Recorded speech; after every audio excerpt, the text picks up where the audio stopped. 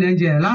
ఆ ముద్దు ముద్దు మాటలు చూసి, చిన్న పిల్లవాడిని చూసి ఏం చేయాలి? వీళ్ళు ముచ్చట పడి, మాతో మాట్లాడాల దేవుడు, నీతో మాట్లాడినాడు కళ ద్వారా అని చెప్పి ఆ తమ్ముడిని ఎత్తుకొని ముద్దు పెట్టాల్సింది ఎత్తుకుపోయి గోతిలో పారేసినారు. హల్లెలూయా. దేంట్లో పారేసినారా? గోతిలో పారేసినారు. గోతిలో పారేసి గమ్ములు ఇచ్చిపోయినారా? ఏమమ్మా? ఎప్పుడైతే తమ్ముడు ఈ మాట చెప్పినాడో, ఏం మాట? ఈ కళ మాట వీళ్ళకి ఏమైపోయింది? గ్యాస్ట్రిక్ ప్రాబ్లం అయిపోయింది కడుపులో. హల్లెలూయా. ఏం ప్రాబ్లం అయిపోయిందా? గ్యాస్ ప్రాబ్లం ఎక్కువైపోయింది పాపం. గొప్పలా ఓర్చుకునేది గ్యాస్ ప్రాబ్లం అయిపోయింది కడుపు అంతా. నువ్వు మాకంటే గొప్పవాడు అవుతావా అని చెప్పి అనుకొని ఎత్తుకు ఏం చేశారు? అయిందా గుంటలో వేసారు. వేసి గమనించిపోయినారా? మళ్ళీ బయట తీసి ఒక దేశానికి అమ్మేసినారు. ఏ దేశం అది? దేవుడిని ఆశీర్వదించును గాక. హల్లెలూయా. ఏం దేశం? ఐగుప్తు దేశానికి అమ్మేసినారు. హల్లెలూయా. ఎవరిని? యోసేపుని. కానీ దేవుడు కాముగా ఉన్నాడా? కాముగా ఉన్నాడా? చెరసాలలో వేసిన యోసేపును సింహాసనం ఎక్కే విధంగా చేశాడు. హల్లెలూయా. హల్లెలూయా. చెరసాలలో వేసిన యోసేపును ఏం చేశాడు దేవుడు?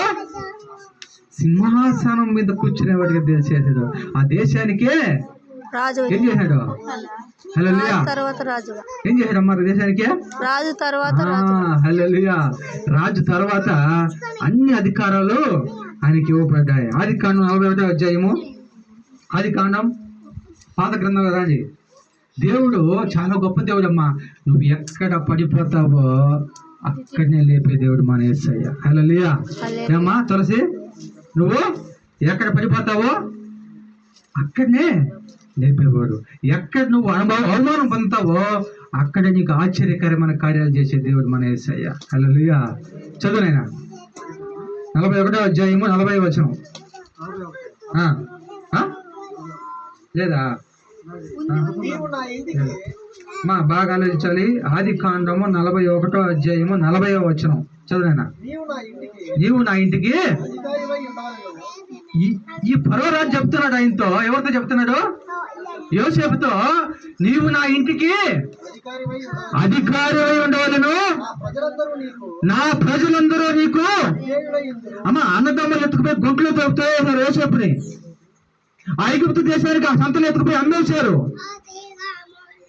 అలాంటి వాడిని దేవుడు ఏం చేస్తున్నాడు బాగా వినండి. చదువు ఫస్ట్ కంచా. నీవు ఫరో రాజు చెప్తున్నాడు ఆయనతో. ఎవరితో?